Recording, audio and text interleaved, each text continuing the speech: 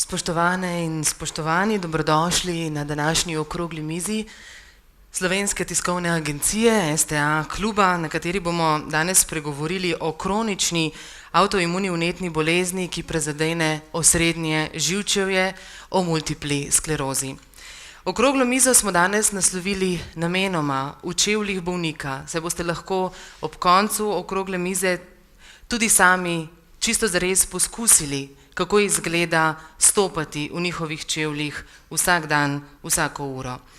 Teme se danes dotikamo prav na svetovni dan multiple skleroze in tako na nek način opozarjamo na pomen pravočasnega odkrivanja in pravočasnega zdravljenja bolezni, saj je s sodobnimi zdravili mogoče znatno omiliti posledice te bolezni in izboljšati kakovost življenja obolelih. Najprej pa seveda z velikim veseljem med nami pozdravljam današnje goste okrogle mize. Z nami so asistent dr. Alenka Horvat-Ledinek, doktorica medicine, specialistka nevrologije z UKC-ja Ljubljana, lepo pozdravljeni. Profesor dr. Tanja Hojs-Fabijan, doktor medicine, specialistka nevrologije z UKC-ja Maribor. Dr. Estera Žalik, specialistka klinične psihologije z UKC-ja Maribor in tik ob meni Gregor Selak, bolnik multiple skleroze. Lepo pozdravljeni vsi, za uvod pa lepo prosim, da zavrtimo filmček, ki je nastal na Švedskem. Prosim.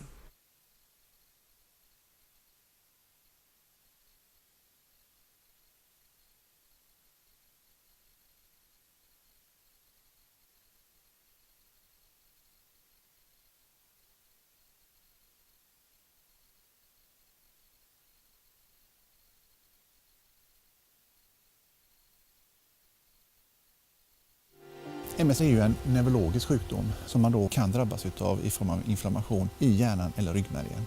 Den löper på och blir mer och mer funktionsnedsättande med tiden då. Och det är inte bara det fysiska som blir sämre, att en arm inte fungerar, ben inte fungerar, utan även hjärnan börjar sluta fungera. Den påverkar ungefär 90% av min vardag. Jag kan ju inte plugga eller jobba 100% och jag kommer nog antagligen aldrig kunna göra det heller. Eftersom att du är min bästa vän så skulle det vara intressant ifall du skulle kunna testa hur det kändes att gå i mina skor för en dag.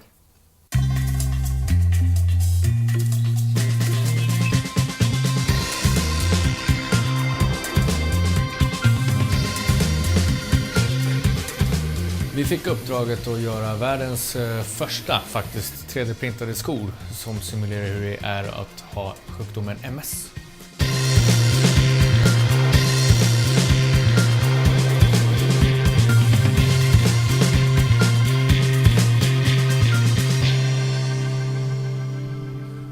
Sulan är egentligen gjord för att vara obalanserad och för att man ska kunna fylla den med tyngd efter individens behov. Tyngden ska ju vara cirka 4% av kroppsvikten för att simulera vikten av fot och underben egentligen.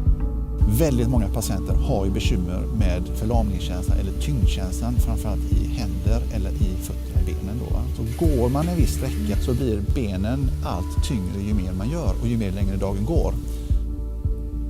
Om man sätter på en människa som är frisk, som inte har MS-sjukdomen, de här skorna, så kommer de att märka hur tungt det är att flytta foten, och det blir tyngre för varje gång de flyttar foten. Det är det ena. Det andra är att skon simulerar också den här ojämnheten, den balansosäkerheten de har patienterna, som att gå på en båt som går i sjön hela tiden då. Det här har MS-patienterna varje dag, varje minut, dygnet runt. Men gud vad tungt! Det är ju väldigt omställande i livet. Du måste ju tänka på hur du lever. Att försöka få in fysisk träning för att bibehålla din kapacitet i kroppen faktiskt. Det är en otroligt viktig grej, och jag har märkt med Susanne att ju mer hon har tränat upp sig, ju bättre klarar hon av sina skov. De som främst drabbas av MS är kvinnor i åldrarna mellan 20 och 40 år. Man står på tröskeln till sin karriär, till sitt yrkesliv, man kanske ska bilda familj. Och just de här stora livsfrågorna får ju väldigt stora konsekvenser för de här personerna. Man är väldigt rädd för att inte få det här jobbet som man har sökt. Eller att arbetsgivaren ska börja ge en andra arbetsuppgifter eller tro att man inte ska klara av sitt jobb.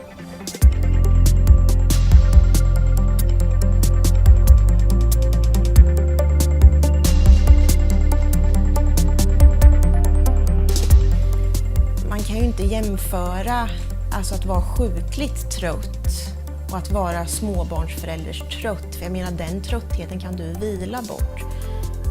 Du kan ta igen den förlorade sömnen och det kommer gå över. Det gör det ju inte för någon som är kroniskt sjuk. Så att det är väl det som man skulle önska lite större förståelse för. Siffrorna för hur många personer som vi har med MS, det är runt 18-19 000 i Sverige. Och nya kommer till. Vi hoppas ju att när patienten får de första symptomen, att man då känner till det inom sjukvården så brett från vårdcentraler och liknande och kan remittera dem en gång så att vi kan få tag i patienten, ställa diagnosen fort och sätta igång behandlingen fort. Vi tror att med rätt behandling så stannar sjukdomen där. Jag brukar karaktärisera det som att man låser in den här lilla elden som har blommat upp i ett rum och så låser vi dörren där. Resten av bostaden klarar sig. Gör vi inte det, då förlorar vi patienten, då kommer funktionsnedsättningarna. Men det saknas resurser och det måste vi ha för att kunna ge den här gruppen som en ekonomisk potential för samhället rätt vård och behålla med arbete. Det har ju varit jättetungt. Ja. Och obalans, vilken obalans man har. Man har ju verkligen fått mer förståelse vad jobbigt att ha det. Det ska inte spela någon roll vilket postnummer du har. Bor du i Gävle eller Kristinehamn eller i Kiruna, du ska ha samma rättigheter och möjligheter till en god MS-vård. Men vi tror inte att det löser sig över natten. Och politikerna måste verkligen sätta sig ner och tänka igenom vad är det för resurser vi behöver tillföra MS-vården.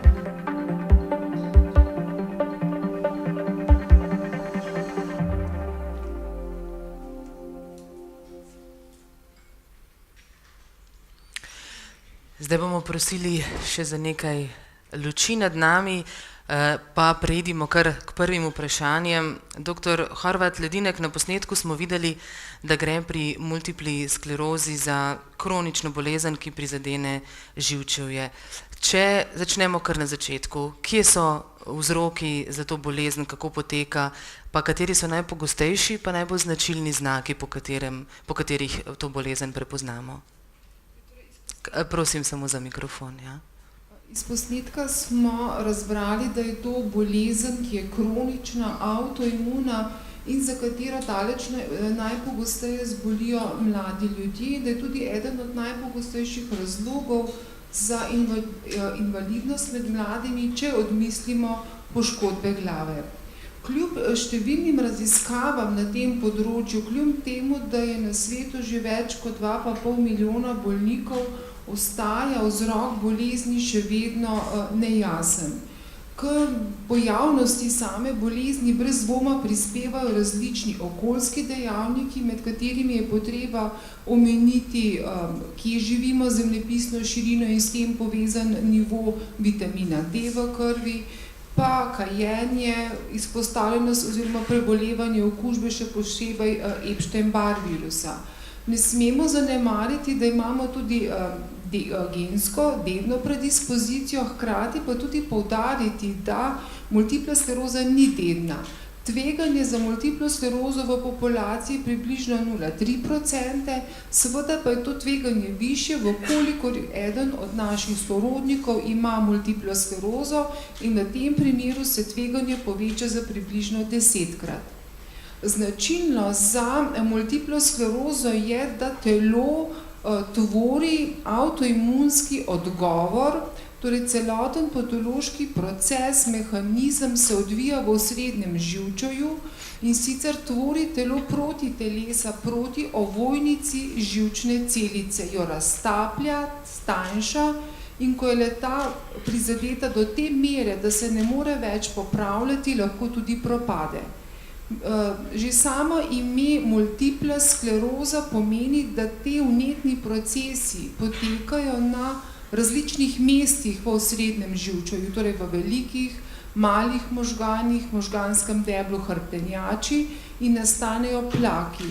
Ker so to na zelo različnih mestih, so zato tudi simptomi bolezni zelo raznoliki. Daleč najpogosteje se bolnik z sumom na multiplo sklerozo zateče sprva k svojemu zdravniku zaradi šibkosti udov, to je lahko samo roka, noga, bodi se to šibkost v obeh spodnjih udih ali pa samo v polovici telesa. Lahko so to različne motnje občutenja, največkrat mravljinčenja, lahko je to meglen vid, težave z ravnotežjem, koordinacijo, utrudljivostjo. Se pravi, simptomi bolezni so zelo pestri, raznoliki in jih povezujemo z spremembami, plaki, lezijami, ki jih vidimo v osrednjem živčevju in ki jih lahko prikažemo z magnetno-resonančno tomografijo. Pri vseh res da rečemo, da je bolezen kronična, vendar pri veliki večini bolnikov pa temu kroničnemu poteku lahko sledijo izboljšanja ali poslabšanja. Poslabšanje bolezni je definirano kot zagon in skušamo bolnike razložiti, da je zagon bolezni pravzaprav pojav novih težav, novih simptomov bolezni, ki trajajo neprekinjeno 24 ur, ali pa se že prisotne težave poslabšajo in prav tako trajajo neprekinjeno 24 ur in niso izzvane z okužbo ali povišano telesno temperaturo. V veliki večini bolnikov temu zagonu sledi izboljšanje. Rečemo temu, da je bolezen v remisiji, in aktivni obliki ali po starem recidivno-remitentno obliko multiple skleroze, torej sklerozo, ki poteka z zagoni in izboljšanji, ima približno 70 do 80% bolnikov. Z dolžino trajanja bolezni pa seveda delež prizadetih možganskih celic napreduje, se povečuje in zato se tudi povečuje stopnja funkcionalne prizadetosti in bolezen postopoma prehaja v sekundarno napredujočo obliko multiple skleroze, ki jo najdemo pri približno 50 do 70% bolnikov, ki so imeli prej bolezen z zagoni in izboljšali, to je recidivno-remitenten potek. Pri majhnem deležu bolnikov pa lahko težave, simptomi bolezni napredujejo od samega začetka, brez vmesnih izboljšanj, brez večjih poslabšanj in govorimo tedaj o primarno napredujoči oziroma o napredujoči obliki multiple skleroze, ki se kaže tudi že zelo zgodaj v večji stopnji funkcionalne prizadetosti in ta napredujoči potek bolezni tudi pogosteje pričakujemo pri starejši populaciji bolnikov. Omenili ste, da je v svetu okrog 2,5 milijona obolelih za multiplo sklerozo. Dr. Hojs Fabjanova, koliko pa je pri nas v Sloveniji bolnikov s to boleznijo? Zakaj, kot je bilo omenjeno, ženske pogosteje obolevajo kot moški in kakšna je povezava multiple skleroze pa geografske širine? Ocenjuje se, da ima v Sloveniji okrog 3500 bolnikov multiplo sklerozo. Seveda natančna ocena ni možna, ker nimamo nacionalnega registra. Vendar Slovenija zaradi take visoke zbolevnosti sodi med države z visoko incidenco in prevalenco bolezni. Kot je kolegica omenila, na svetu je res okrog 2,5 milijona bolnikov in če vzamemo obzir recimo Združene države Amerike, jih je tam okrog 400 000 in zanimiv je podatek, da tam okrog 12 000 novih bolnikov z multiplo sklerozo vsako leto potrdijo. V produktivni dobi ženske zbolevajo 2,5 do 3,5 krat pogosteje od moških. To je verjetno posledica s spolom vezanega genetskega faktorja, od spola odvisne imunske odzivnosti in od samih hormonov. Moški zbolevajo kasneje, kar pa je verjetno povezano z upadom nivoja testosterona. In po raznih epidemioloških raziskavah so ugotavljali, da ženske zbolijo v povprečju za 5 let prej od moških in pogosteje zbolevajo za to aktivno obliko bolezni, kot jo je omenila kolegica, to je recidivno-remitentna oblika multiple skleroze. Zdaj, če se dotaknem geografske širine, incidenca in prevalenca sta odvisni od geografske širine in se večata z oddaljevanjem od ekvatorja. Oseba ima prevalenco okolja, v katerem živi nekje do svojega 15. leta starosti. Če se preseli prej, prevzame tveganje tega novega okolja. Poznano je, da je visoka zbolevnost za multiplo sklerozo v teh severnih državah, naprimer severni del Združenih držav Amerike, Kanada, potem Evropo, če vzamemo Rusijo, jugovzhodni del Avstralije in pa Nova Zelandija, so določena področja med temi tudi, kjer je zbolevnost zelo visoka, naprimer Škotska, to je Orknevi otoki, tam je prevalenca kar 300 na 100 tisoč prebivalcev, torej ena izmed najvišjih. Poznano je, da je sama incidenca v različnih geografskih okoljih odvisna tudi od rase in bela rasa predstavlja večje tveganje za zbolevanje od temnopoltih, od Indijancev in pa samih Azijcev. Zakaj je vzrok, recimo, tveganje večje, ko se oddaljujemo od ekvatorja, je bilo tudi že prej omenjeno, naj bi bilo nekoliko povezano z samim nivojem vitamina D. Hvala lepa. Zdaj lepa, dr. Ledinek, če samo podate mikrofon bliže Gregorju. Gregor Selak, kako je pri vas potekalo odkrivanje bolezni? Koliko časa je minilo od tistih prvih simptomov, pa kakšni so bili do postavitve diagnoze? Jaz sem prve simptome dobil novembra leta 2013. Ti simptomi so se kazali tako, da sem izgubil ravnotežje za približno 10 sekund in to se je pojavljalo večkrat dnevno. Ko sem bil od zunaj, je to izgledalo, da hodim kot pijanec. Izgledalo, kot da sem se napil in ta napad je trajal 10 sekund. Zgodilo se je tudi, da sem po tleh padel in jaz sem po 14 dneh šel do svojega osebnega zdravnika, ki me je napotil na nevrološko kliniko. Na nevrološki kliniki sem takoj prejel veliko napotnic od EMG-ja, EEG-ja, različnih raziskav krvi. Ti testi so bili vsi v mejah normale. Potem sem pa dobil napotnice za magnetno resonanco glave, ki je že pokazala nek sum na multiplo sklerozo, ki ga je potem lumbalna punkcija potrdila. In potem je meni zdravnik na nevrološki kliniki takoj hotel začeti zdravljenjem s kortikosteroidi. Jaz sem bil v tistem času tako depresiven, živčen, nisem vedel, a bom še lahko hodil, a ne bom mogel. In jaz sem tisto zdravljenje takrat zavrnil. Jaz sem takrat poskušal še enih alternativnih zdravljenj, pol leta in nobeno ni pomagalo. Nič mi ni pomagalo, dokler cajt nisem obupal in šel nazaj do zdravnika na nevrološko kliniko, ali lahko prosim dobim te kortikosteroide. Sem jih dobil in po 3 dneh sem jaz lahko hodil, normalno. Sem bil toliko vesel takrat. Potem sem pol leta normalno hodil in sem dobil po pol leta drug zagon bolezni. Ta zagon je bil, simptomi so bili drugačni kot prvič.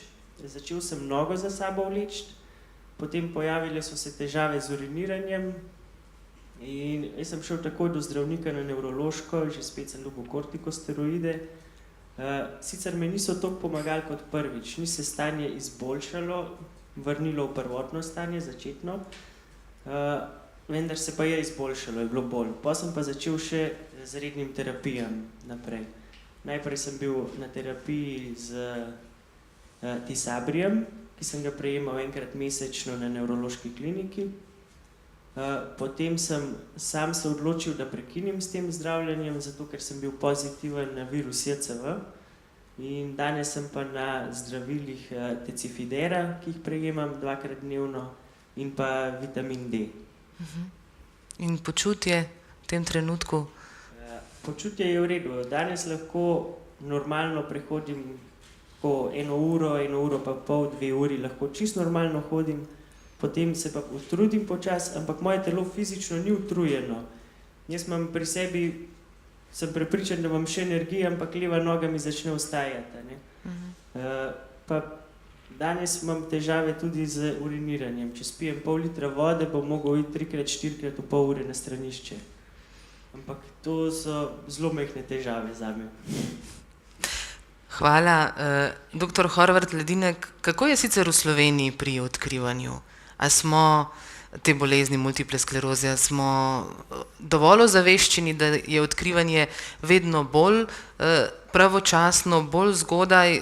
Zakaj je pomembno, da smo pravočasni pri odkrivanju te bolezni? Sploh glede na te različne simptome, ki skoraj da spominjajo na spomladansko utrujenost. Gregor je zelo lepo opisal, kakšna je pot nekoga z sumom na multiplo sklerozo. Običajno se bolniki z sumom oziroma oseba, ki ima težave, v veliki večini zateče do svojega družinskega zdravnika, hkrati pa dostopnost do spleta in do drugih medijev bolniku samo pravzaprav da veliko informacij in nemalokrat se zgodi, da si bolniki sami na podlagi svojih simptomov, svojih težav že postavijo diagnozo multiple sklerozo. Ampak kljub vsemu je družinski zdravnik tisti, ki bolnika potem glede na stopnjo njegovih težav v veliki večini napoti k zdravniku nevrologu bodisi pod nujno, bodisi k zdravniku nevrologu pod hitro. Praviloma se za postavitev diagnoze multiple skleroze odločimo ne samo na podlagi pogovora z bolnikom, nevrološkega pregleda, temveč si pomagamo tudi z dodatnimi preiskavami, kot je že gospod Gregor opisal, z magnetno-resonančno tomografijo in pa lumbalno punkcijo. Želela bi poudariti, da do prednedavnega je bila oziroma je še diagnoza multiple skleroze klinična. To pomeni, da mora imeti bolnik v različnih časovnih obdobjih različne težave. Tako kot je imel Gregor lahko težave z ravnotežjem, ki so minile ali vztrajajo, je lahko bi imel čez 2 meseca težave z vidom in ker so bile težave v različnih funkcionalnih sistemih, bi to že zadostovalo za postavitev diagnoze multiple skleroze. Vendar z novimi kriteriji lahko s pomočjo magnetno-resonančnega slikanja, ki nam omogoča prikaz teh belih lis plakov v osrednjem živčnem sistemu, lahko postavimo diagnozo multiple skleroze bistveno prej. Hkrati nam magnetno-resonančna tomografija pove, kje so te spremembe in to nam je potem tudi vodilo, ko se z bolnikom pogovarjamo o njegovi prognozi, ko se z bolnikom pogovarjamo o izbiri zdravljenja. Pri veliki večini bolnikov se v Sloveniji še vedno odločamo za lumbalno punkcijo, kajti pri vseh teh bolnikih pričakujemo prisotnost specifičnih protiteles v možganski tekočini likvorju, saj je ta vnetni proces prisoten samo v osrednjem živčevju in nikjer drugje v telesu. In pri majhni skupini bolnikov pa tudi se odločimo še z dodatno preiskavo, torej vidno izvabljenimi potenciali. In šele potem, ko dobimo celotno sliko, kot je že gospod Gregor povedal, se glede na anamnezo, to, kar najdemo ob nevrološkem pregledu, glede na najdbe magnetno-resonančnega slikanja, pogovorimo z bolnikom o nadaljnjem zdravljenju, obravnavi in pa seveda mu skušamo podati čim več informacij o prognozi oziroma informacij o samem poteku bolezni, zavedajoč se dejstva, da poteka bolezni ne moremo napovedati, ker je sama bolezen silo nepredvidljiva, kajti bolezenski potek je kroničen in pa stalen. V slovenskem prostoru se soočamo predvsem z težavami dostopnosti, ne do zdravnika nevrologa v prvi fazi, vendar z dostopnostjo do slikanja, kvalitetnega slikanja z magnetno-resonančno tomografijo in tukaj pravzaprav je velik razkorak glede dostopnosti in s tem seveda povezane hitre diagnostike in hitrega zdravljenja, kajti z zgodnjim zdravljenjem lahko upočasnimo kronični bolezenski proces, ki se odvija v organizmu in s tem seveda lahko močno vplivamo, izboljšamo kakovost življenja teh mladih ljudi.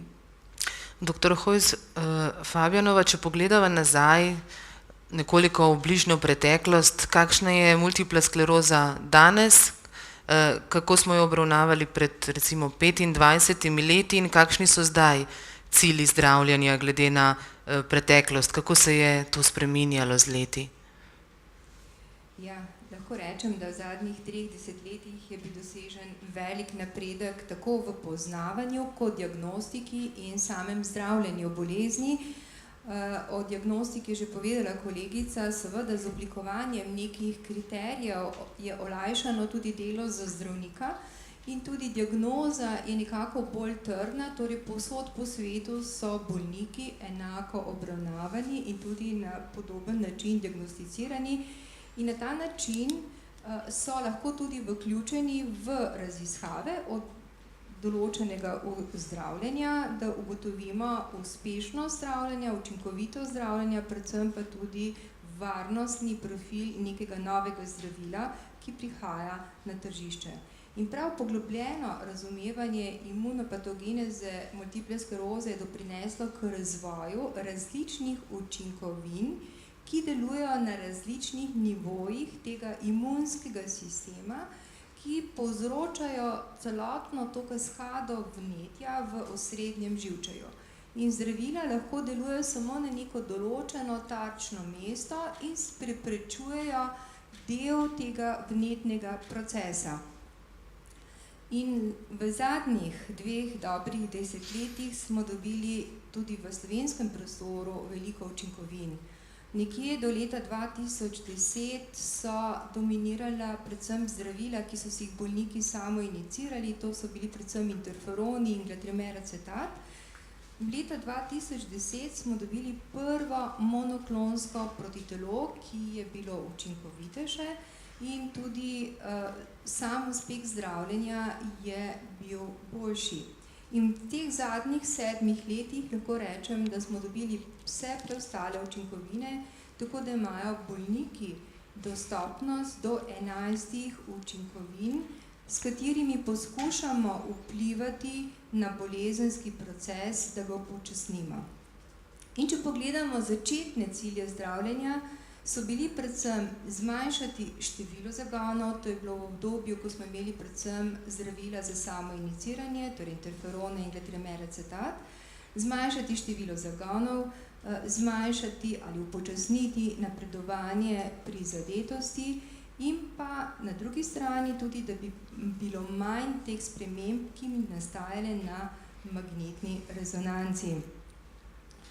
Vendar s časom se je ta cilj zdravljenja spremenil in sicer, ko smo dobili zdravila, ki so učinkovitejša, se je tudi ta cilj spremenil v tem smislu, da je cilj zdravljenja, da je bolnik brez kakršnekoli aktivnosti bolezni, to je klinične in radiološke aktivnosti in v najnovejšem obdobju, torej od leta 2014, se temu konceptu poskuša dodati še merjenje atrofije, kar je tudi v našem prostoru še v povojih.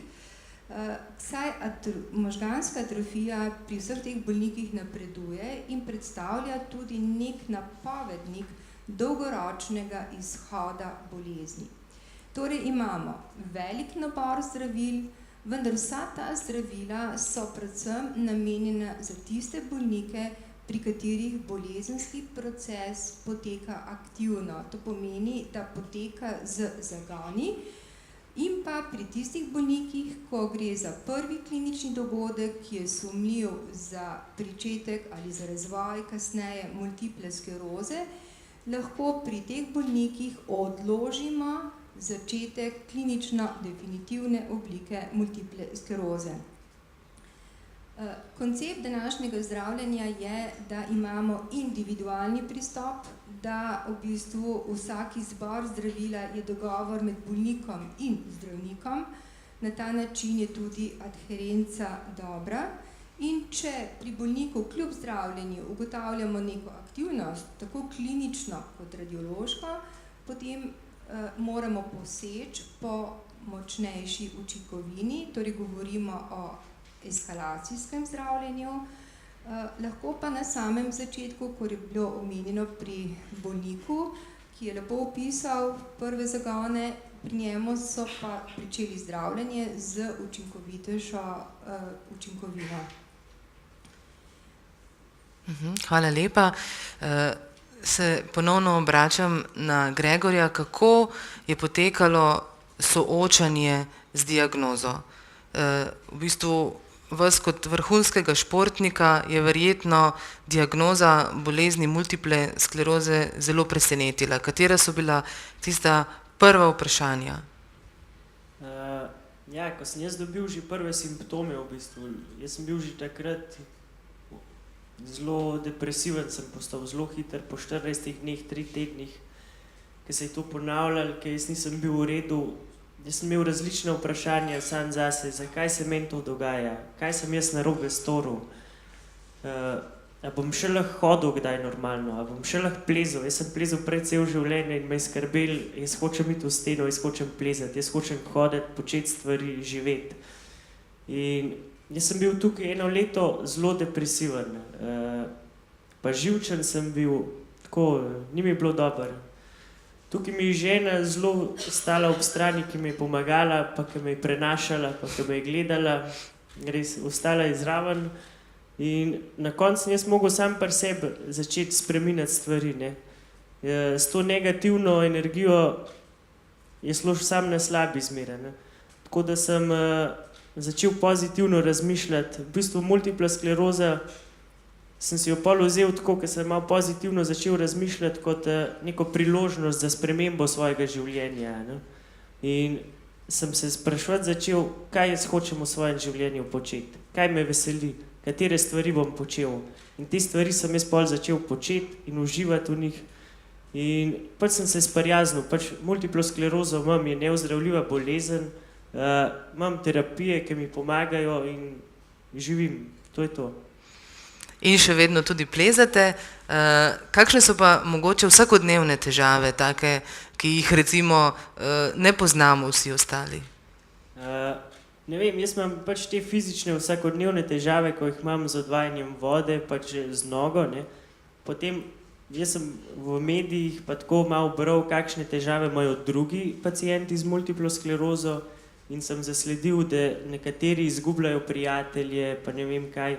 Ampak meni se zdi, da tukaj multipla skleroza ni vzrok, da izgubljaš prijatelje, ne. Vzrok si sam, da izgubljaš prijatelje, zato ker negativno razmišljaš. Če boš ti pozitivno razmišljal, pa da ne boš vsakem prijatelju razlagal svoje bolezni, ker ljudem gre na živce, da jim govoriš o svoji bolezni non-stop, ne. Naveličajo se te in izgubljaš prijatelje zaradi tega. Živi naprej, imaš to bolezen, prijatelju razložiš enkrat, dvakrat, kaj imaš, potem pa živi in se druži z njimi in to je to. Hvala. Doktor Žalikova, kako se bolniki z multiplo sklerozo soočajo najprej z diagnozo? Kakšne so vaše izkušnje? Najprej je seveda postavljena diagnoza, potem zdravljenje. V psihološkem smislu, kakšen je tisti prvi korak, ki bi moral biti storjen, da se v bistvu lažje soočijo z diagnozo neozdravljive bolezni, ki je pred njimi? Soočenje z diagnozo je v bistvu stresna situacija in kak posameznik odreagira v stresni situaciji, ni odvisno toliko od same situacije, ampak od tega, kak si on razloži situacijo, kaj za njega pomeni. Zdaj, glede na to, da so to v večini mladi ljudje, ki so si ravno oblikovali neke cilje skozi, torej v tem obdobju adolescence, pomladi odraslosti, so si oblikovali cilje, postavili neko identiteto, ki so zdaj začeli naj bi živeti in zdaj dobijo bolezen, ki v bistvu jim vse to podre.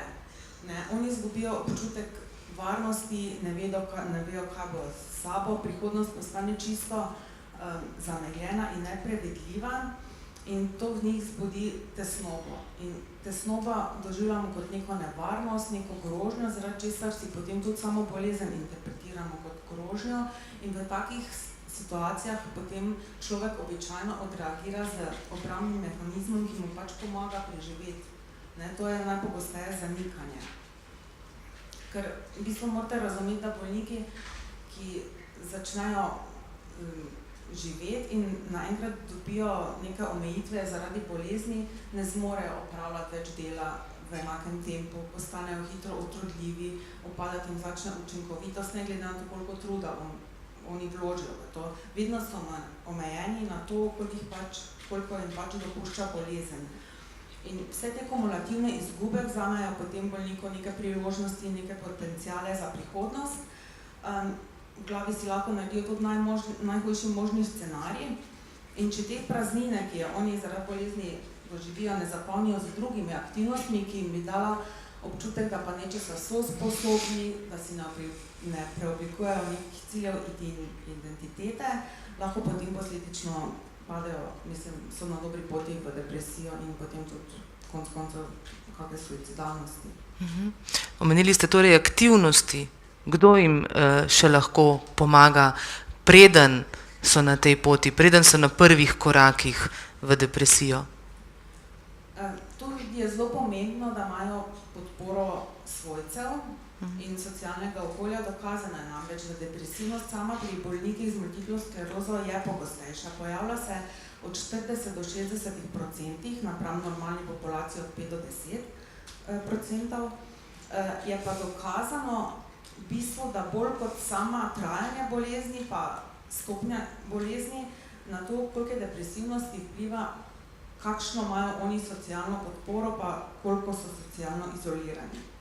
In zato je to zelo pomembno, da jih skušamo vključevati v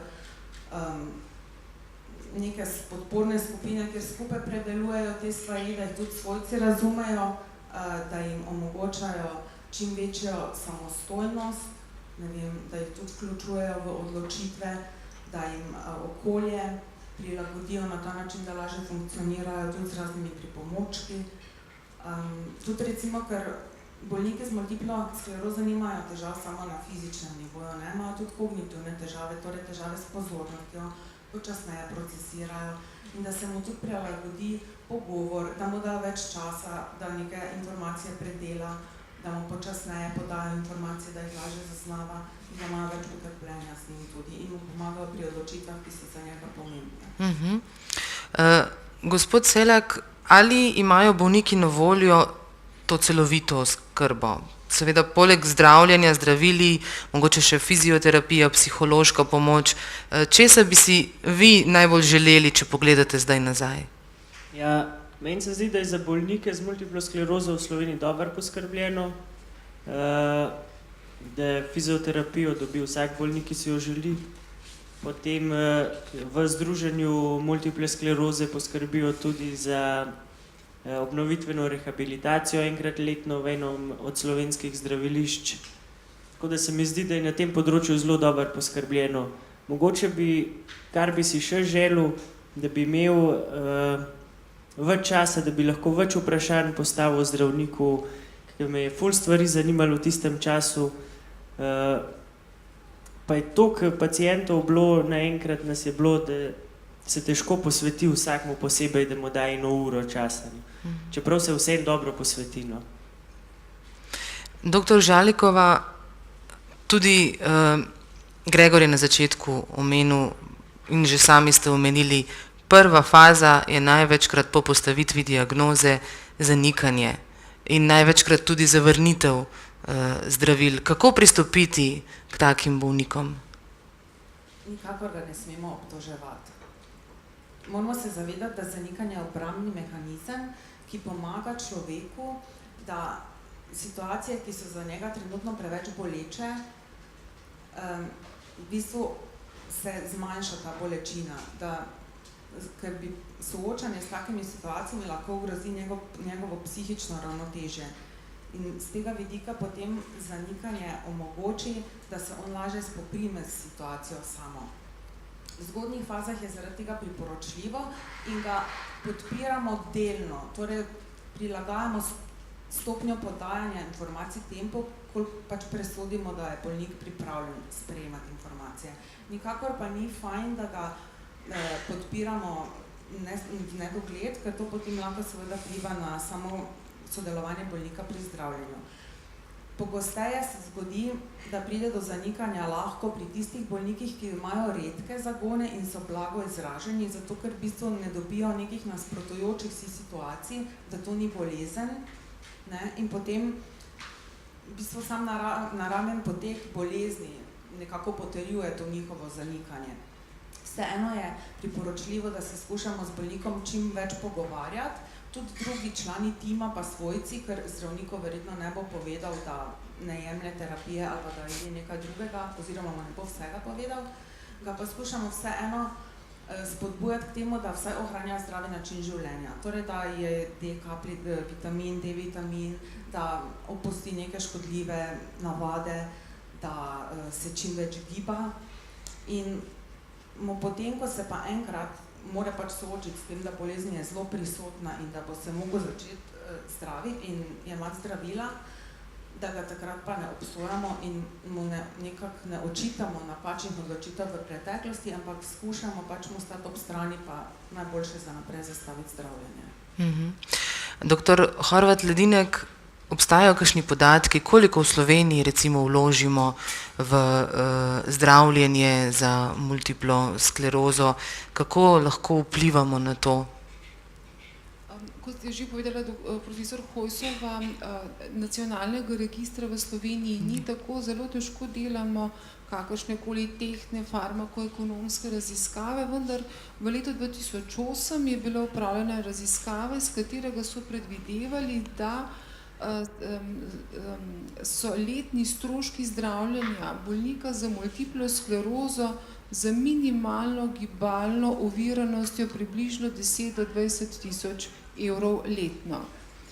Zdravstveni strošek pomeni diagnostična obravnava, pomeni hospitalizacijo, pomeni obravnavo oziroma kontrolne preglede pri nevrologu, kot tudi v kasnejših fazah rehabilitacija, bodi si to v inštitutu, bodi si to v zdraviliščih, odsotnost z dela oziroma predhodna upokojitev.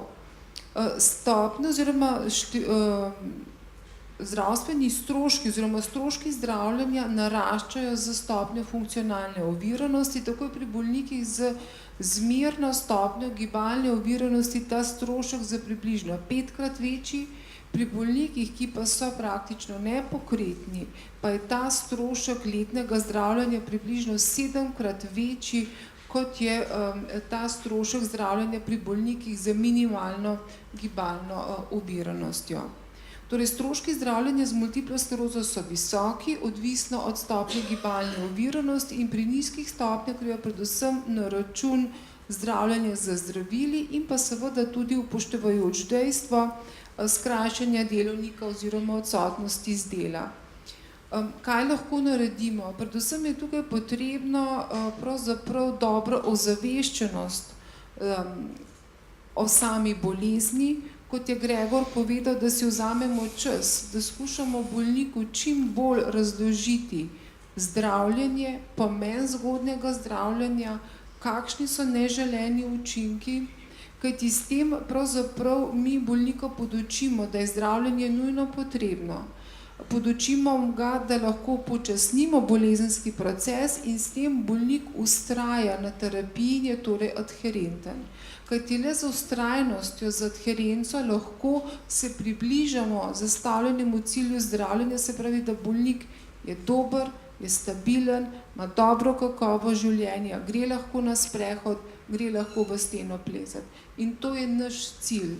In temu cilju se moramo pravzaprav čim bolj približati. Kako pa lahko upočasnimo napredovanje bolezni, dr. Hojs Fabjanova? O tem je bilo že kar nekaj povedanega danes. Jaz bi mogoče povzela, da multipla skleroza, kot ste lahko razumeli iz vseh teh odgovorov, je zelo heterogena bolezen, z zelo raznolikimi kliničnimi, patološkimi značilnostmi in tudi odzivnostjo na samo zdravljenje. Ko je bolezen aktivna, z ustreznim zdravljenjem, z individualnim pristopom poskušamo vplivati na potek bolezenskega procesa, da ga upočasnimo, da je bolnik mobilen, torej da je lahko fizično aktiven čim dlje. In ko pričnemo z zdravljenjem, bolnika seznanimo z vsemi možnimi neželenimi učinki zdravljenja, tako da je na to pripravljen in da morebiti na začetku lahko obide vse te neželene učinke zdravljenja, da je adherenca zdravljenja boljša. Torej, na eni strani zdravnik s skrbnim spremljanjem, s spreminjanjem terapije, s prilagajanjem glede na želene učinke in glede na aktivnost bolezenskega procesa vpliva na sam potek, na drugi strani pa mora bolnik tudi nekaj narediti. Narediti mora s tem, da se zdravi, da začne nek zdrav slog življenja, to pomeni z neko telesno vadbo, aktivnostjo, ki je zmerna, da se opusti kajenje, da v bistvu mora biti doda tudi vitamin D v to terapijo oziroma da se giba na soncu, lahko pridoda k temu, da je lahko zdravljenje uspešno. In imamo bolnike, ki upoštevajo vsa ta navodila in vrsto let lahko zelo kakovostno živijo. Tako pomembno je torej zgodnje in učinkovito zdravljenje, ker s tem se lahko poveča tako kratkoročni kot dolgoročni učinek, kar je pa najbolj pomembno predvsem za bolnika. Večkrat smo danes že omenili register. Ga imajo druge države, ga lahko v Sloveniji, kaj pričakujemo? Slovenija je v evropskem prostoru ena izmed redkih držav, ki nima nacionalnega registra, vendar to je povezano z našo zelo zapleteno zakonodajo, kajti do nedavnega je bilo potrebno za nacionalni register veliko pravnih, formalnih poti do odobritve na nivoju države v državnem zboru, tako da trenutno smo dali pobudo za register vsaj bolnikov, ki so zdravljeni z različnimi imunomodulatornimi zdravili. Torej, v zadnjem letu dni sta oba centra za multiplo sklerozo v Sloveniji napela svoje sile in začela prve korake k oblikovanju registra. Upam, da se kmalu srečamo na tematiko, pravkar smo dobili tudi register. Tako bomo namreč tudi potem poimenovali naslednjo okroglo mizo na to temo. Doktor Žalikova, se v Sloveniji ustrašimo bolnikov z boleznijo, kot je multipla skleroza, v smislu nezadostne osveščenosti o tem, kaj multipla skleroza sploh je? Osveščenost o sami bolezni se mi zdi, da je premalo med ljudmi. Ja. Ne bi rekla, da se pa strašimo te bolezni. Mislim, da se prej ljudje strašijo, kako naj se odzovejo bolnike, ker smo nemočni, ne poznamo bolezni, da bi jim svetovali, tudi ne poznamo, kaj lahko oni pričakujejo in jim tudi ne znamo pomagati iz te stiske. In tako ti je rekel že prej bolnik, se potem začnejo družba izogibati enostavno, ker se čuti nemočna in ne ve, kako naj mu pomaga. Torej bi potrebovali podobne okrogle mize potem tudi kdaj septembra, a ne, pa potem mogoče januarja, ne samo na svetovni dan multiple skleroze. Gregor, prejle sva se na začetku pogovarjala, živite zelo aktivno, zelo polno življenje, plezarija je spet prišla v vaše roke in noge, samozaposlili se boste. V bistvu ste en primer dobre prakse, bi rekli ekonomisti. Kaj lahko sam bolnik naredi, da še naprej živi, ne glede na neozdravljivo bolezen, neko aktivno, normalno življenje? Seveda, osnovni pogoj je podpora žene, kot v vašem primeru. Kaj lahko bolnik sam naredi? Lahko pozitivno razmišlja, potem rekreacija, da se vsaj enkrat na dan za pol ure, zdaj odvisno od stanja vsakega posameznika, malo porekreira, da zdravo prehranjuje. Jaz sem, na primer, prenehal s kajenjem takrat, sicer ne vem, a mi to pomaga za multiplo sklerozo, ali ne, ampak za moj zdrav način življenja mi pomaga. Ne?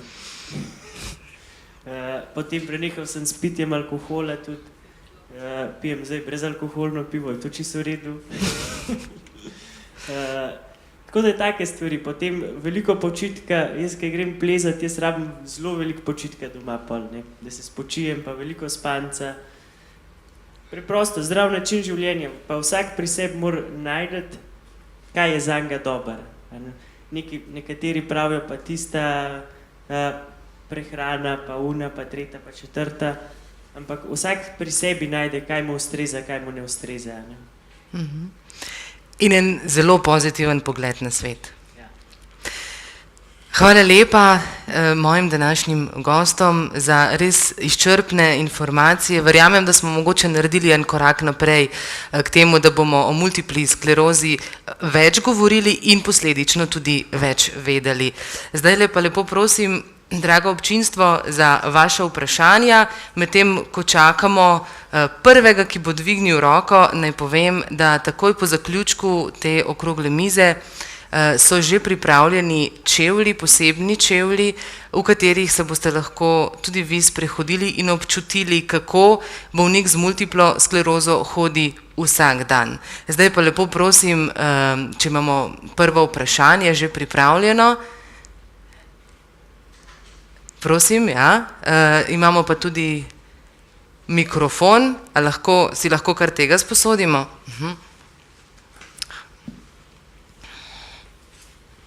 Anja Gorenc-Cesta. Mene zanima, nekaj ste spregovorili o ozaveščenosti populacije, pač o multipli sklerozi. Kako je pa o ozaveščenosti družinskih zdravnikov o tej bolezni?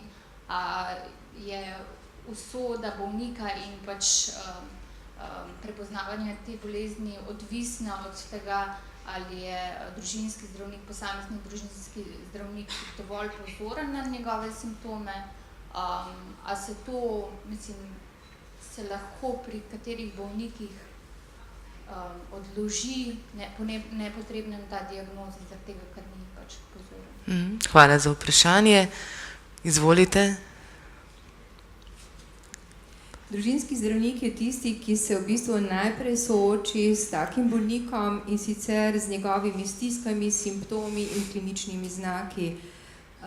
Lahko rečem, da danes so sploh mlajša generacija teh družinskih zdravnikov dokaj osveščena glede same multiple skleroze in dosti delavnic je bilo tudi organiziranih v predhodnih letih na to temo prepoznavanja kliničnih znakov, tako da so tudi družinski zdravniki se seznanili z najpogostejšimi možnimi kliničnimi znaki, predvsem pa z vedanja tega, da ko imajo mladega človeka pred sabo, če imajo žensko v rodni dobi, da v primeru takih simptomov pomislijo na možnost same multiple skleroze in bolnika usmerijo na sekundarni nivo.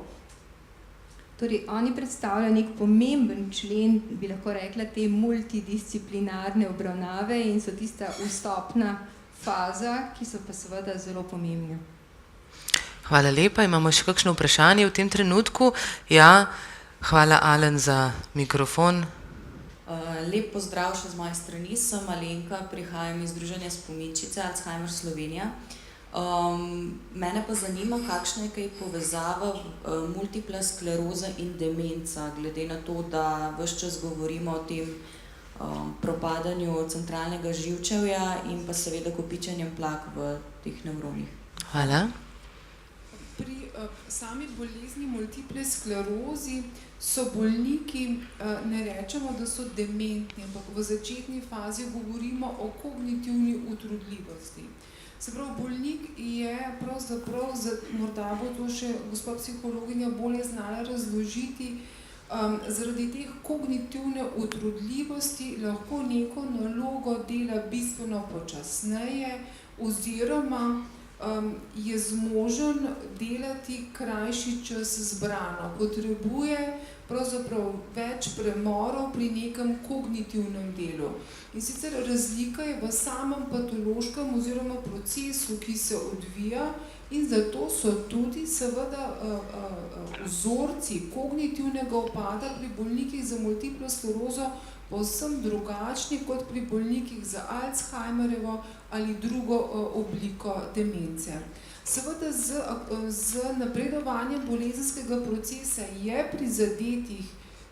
se prizadene več živčnih celic, živčne celice propadajo in seveda pri tem ne pride samo do kognitivne utrudljivosti, težav s pozornostjo, ampak tudi do globalnega kognitivnega upada, lahko rečemo tudi demence, vendar zaradi spremenjenega, drugačnega mehanizma delovanja je tudi pristop k zdravljenju kognitivnega upada pri bolnikih z multiplo sklerozo povsem drugačen. Hvala lepa. Bi želela dr. Žalikova mogoče še dodati par besed? Jaz bi rekla samo, da ja, sigurno na koncu, ko je bolezen že bolj izražena, sigurno lahko govorimo o neke vrste demenci, če upoštevamo, da je pač demenca v smislu, da niso več zmožni samostojnega življenja zaradi kognitivnega upada. Ker z napredovanjem bolezni, sploh če so prizadete neke kognitivne funkcije, seveda bolniki so počasnejši, slabše organizirajo, težave imajo z načrtovanjem, z nekim hitrim reagiranjem, znajdenjem v novih situacijah in tudi s pozornostjo in potem seveda se potem to tudi odraža v njihovem slabšem funkcioniranju, vsakdanjem življenju in izgubi samostojnosti, lahko rečemo demenci. Še eno vprašanje smo imeli, ja? Ana Krebel iz Primorskih novic. Mene bi pa zanimalo, kako je poskrbljeno za to celostno sistemsko psihosocialno pomoč tam bolnikom. Pač sprašujem, ker me je ena bolnica opozorila, da recimo ona si lahko psihoterapije zagotovila plačljivo, da se pač to nekako lahko sama privošča. Vsi si pa tega ne morejo. Kako je pa videti?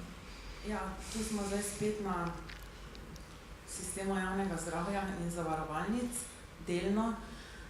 Morate razumeti, da prvo kot prvo je, da bolnik sam mora izraziti željo za psihološko podporo. To je prvo. Drugo je, da psihologi po bolnišnicah v Sloveniji so zelo v malem številu, jih ni, jih je zelo malo. Potem pa tudi moramo dosegati neke storitve, zaradi česar ne moremo nuditi toliko psihološke, psihoterapevtske podpore, ker z temi storitvami pač ne dosežemo kriterija, ki ga zavarovalnica zahteva in potem moramo pač delati več teh diagnostičnih pregledov. So pa seveda deležni, sploh na našem oddelku, če izrazijo željo, so deležni psihološke podpore in verjamem, da tudi v Ljubljani na nevrološki kliniki. Zdaj, koliko je pa tega v drugih zdravstvenih domovih, pa ne znam povedati. Imamo še kakšno vprašanje v tem trenutku? Ne povem, da bodo seveda sogovorniki kratek čas potem po zaključku okrogle mize tudi na voljo za vaša dodatna vprašanja. V tem trenutku ne vidim več nobene roke in vas še enkrat lepo vabim. Imamo dovolj nogavic za vsakogar, da se lahko, tamle so čevlji že pripravljeni, imamo moški model in imamo ženski model čevlja, da se lahko postavite v prave čevlje bolnika.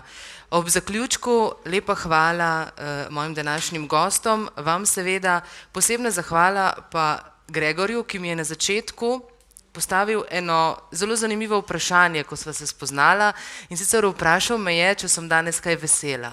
In lahko mu odgovorim, da sem danes zelo vesela, ker se nas je v tej dvorani združilo nekaj zelo, zelo različnih ljudi v želji po istem cilju, spregovoriti o bolezni, o kateri govorimo premalo. Dobrodošli torej še enkrat, da se podružimo zdaj na koncu. Tudi nekaj prigrizka smo pripravili, da bo prijetnejše druženje. Hvala še enkrat vsem, posebej gostom in se vidimo na naslednji okrogli mizi STA kluba. Hvala lepa.